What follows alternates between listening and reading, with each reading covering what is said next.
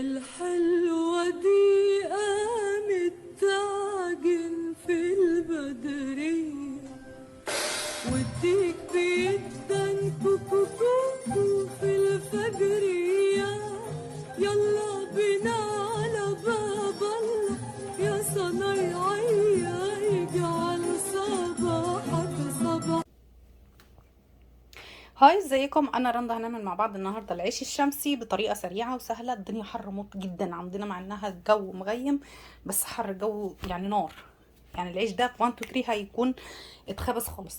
ده نص كيلو دقيق، 4 كوبايات بالكوبايه المعياري.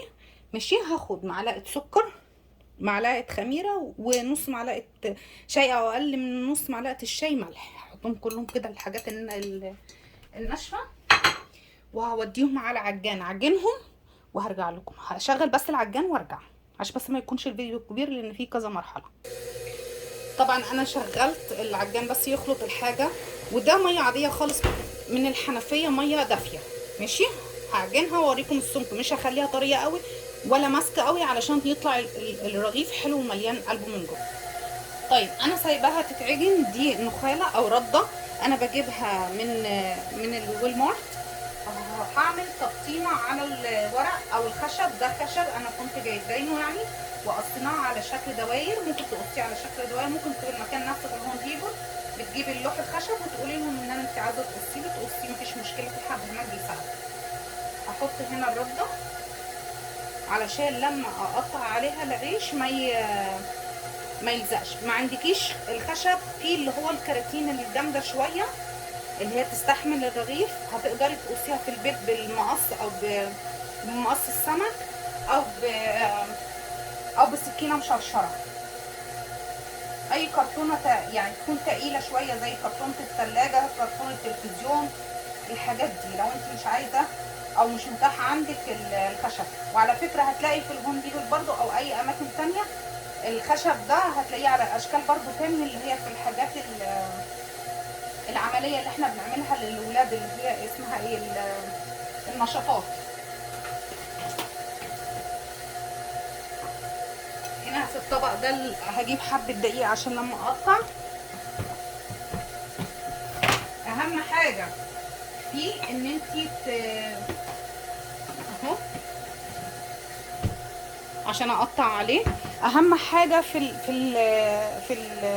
العيش الشمسي ان يتعجن حلو قوي قوي قوي، يعني بمعنى صح كده بالبلدي عندنا تخدميه قوي في العجين علشان يديكي نتيجه احلى. انا طبعا مش هشغل الفرن، انا فتحتها وهوريكم الخطوه اللي انا كنت برضو عاملاها لان الجو نار.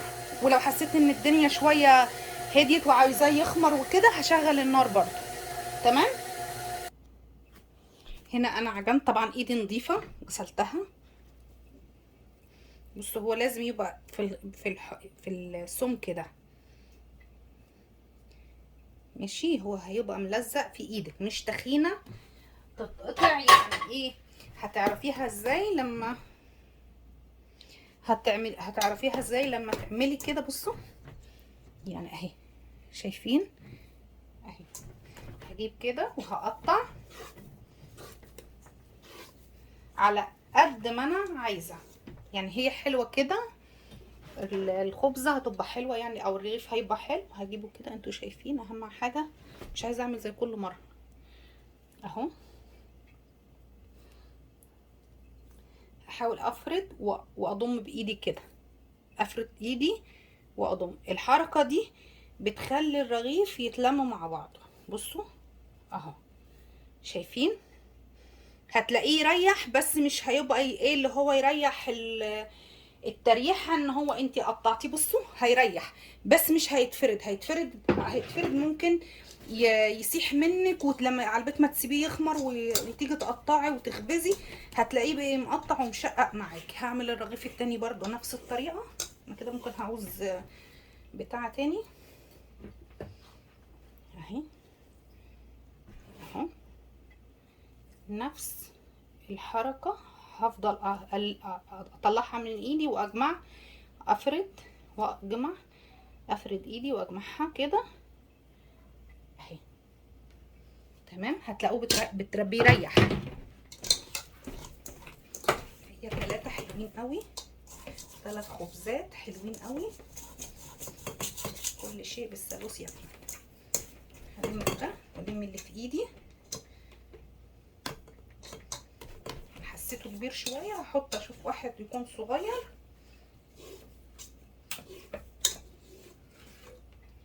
اهو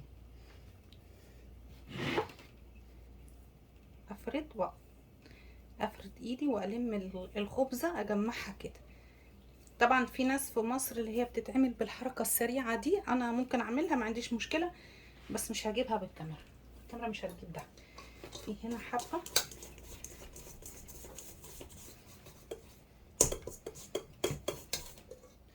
حاجه كده صغننه نحطها هنا عشان ده ايه مش كبير يعني، ده هو واحد صغير. جمع بقى دي كده اهو تمام. هغسل ايدي، يكون هو وشه شد شويه، او ممكن بايدي دي هعمل كده اهي، بس انا مش عايزه اخلي دول.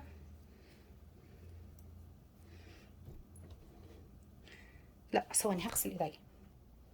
هحط الدقيق كده وهطبطب الرغيف مش كتير، حاول اعمله دايره وببطن ايدي مش صوابع، علشان ما يبقاش ايه كده اهو بالشكل ده كده.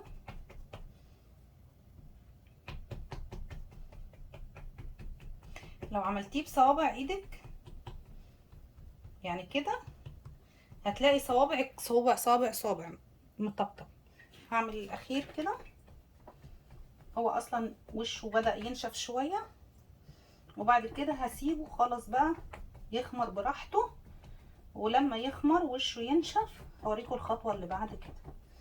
بس كده هما كده زي العسل. هرجع الدقيق مكانه واستنوني لما. طيب هنا انا شغلت الفرن، دي بطاطا انا بشويها عشان بحب الاجواء بتاعتنا احنا خالص بتاعت الصعيد. وهنا بصوا العيش هاخده دلوقتي اقلبه، شايفين هاخده هجيب دي كده وهقلبه ماشي اهي.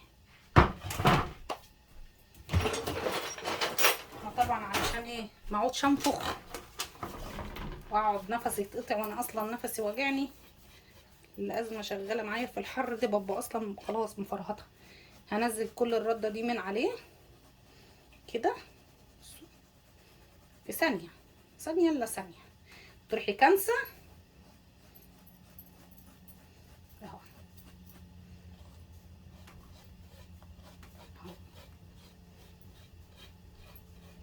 وترجعيه تاني على باب على البوتاجاز، هيشد. اول ما يشد تروحي ايه جايباه عدلاه اهو تمام. نجيب التانية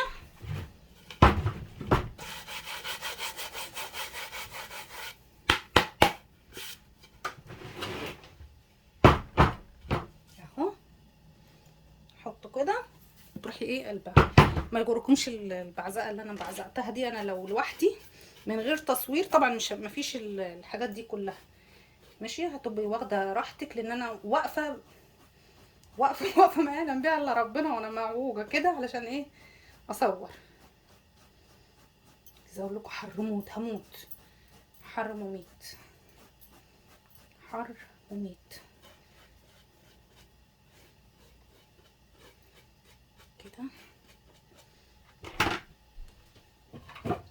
عايزه اقول لكم ريحه البطاطا يا لهوي خربت الدنيا الريحه. ليه انا بعمل دي؟ علشان ايه اللي عليها ينزل ماشي. هاخد كده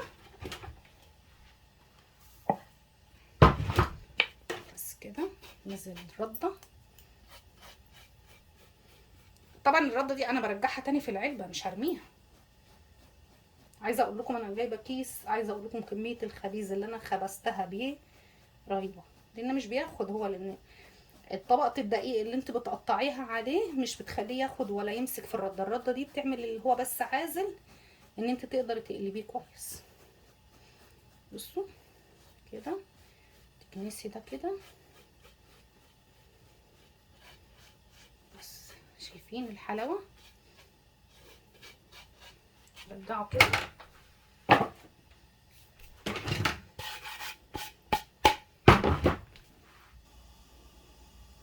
زي ما انتم شايفين هسيبه كده لما يشد هبدأ اروح قلبه تاني. طبعا البطاطا. طيب هنا بصوا وشه اتشد عالي طبعا. بصوا وشه اتشد. طالما عملت كده والردة خلعت اعرفي ان وشه اتشد. هجيب دي واقلب، انزل ده كده واجيب الصينيه او الطاسه اللي هخبز عليها. طبعا انا هخبز على الفرن البوتاجاز مش فرن بلدي او فرن اللي هي بتاعه الانبوبه بتاعه مصر، فلازم احط دي علشان مش هينفع احطها على الشبكه، لان انا حطيتها على الشبكه هلمه بالمعلقه بعد كده. من كده حاول ايه، عيب عليكم، لا عليك يا بنت رندا. نجيب ده اهو نفس النظام بس حبه كده.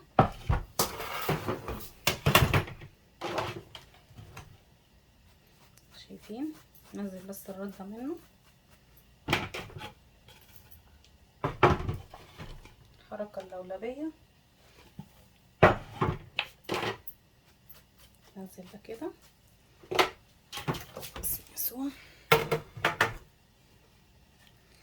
نجيب ايه، هو هنا مش عارفة هينفع ليه كده، هيلزقوا في قلب بعض فمش هينفع احطه. تمام. نعمل ازاي؟ ما يبقاش بس محطوط قوي كده واقربه. الاخوات مع بعضهم حلوين كده ومن دون مشاكل. اجيبهم جنب بعض كده بس كده. صينية صغنونة احط في الاخر. الصينية انا كسرتها بس انا اجيب الصينية وارجع لكم. ده الاخير اهو.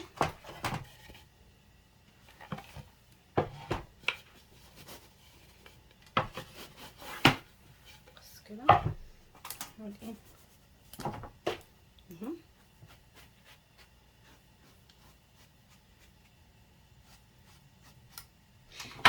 بدأ يشقق من هنا، الحق بقى ايه ادخله الفرن.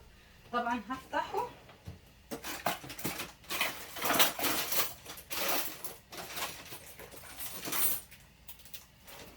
اي حاجة عندي ليها سن زي كده، دي بتاعة الكيس الحراري ماشي. فانا هفتح كده وعاوز وشه بس ينشف شوية عشان يفتح معايا.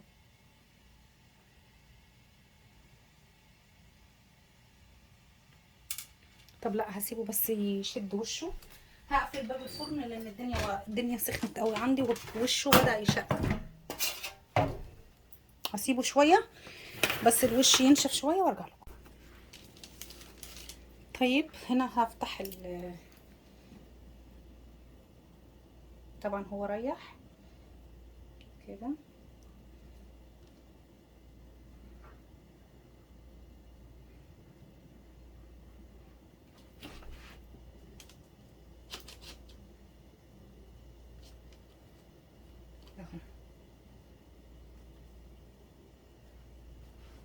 المفروض يبقى تعمل كده. انا ناسيه اصلا بس ايه هعمل على القدر ما بفتكر. طبعا دي مش خميره بلدي، دي خميره فوريه. طبعا معاها طبق ملوخيه صيامي مش هقول لكم، او حبه فول تقليه.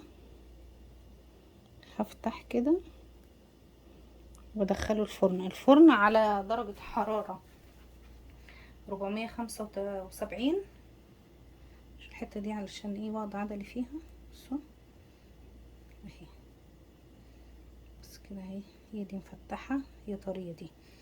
هدخله الفرن دلوقتي. بسم الله كده ايه تفتح الحته اللي ما اتفتحتش هحاول اقطعها كده بالايه، بالابره. الابره نضيفه على فكره، لسه سحبها من ده دبابيس انا بجيبها بثبت بيها الحاجات. هدخله الفرن وهرجع لكم اوريكم الشكل النهائي. وبكده اكون خلاص خلصت، بس هموت من الحر بجد، بامانه هموت من الحر. شايفين العيش؟ انا عايزه اقول لكم سخن نار نار بامانه، نار لسه طالع اهو. اتمنى ان الفيديو يكون عجبكم. ده اللي انتوا كنتوا بتطلبوه مني. هو نص كيلو، طلع 3 خبزات حلوين مش صغيرين، حجمها حلو، هش جدا عالي، تمام. السوا بتاعه حلو مش وحش. اتمنى ان الفيديو يعجبكم. ما تنسونوش تشتركوا في القناه وتفعلوا زر الجرس، لايك وشير وتعليق حلو زيكم، واستنوني في فيديو جديد مع رندا باشا.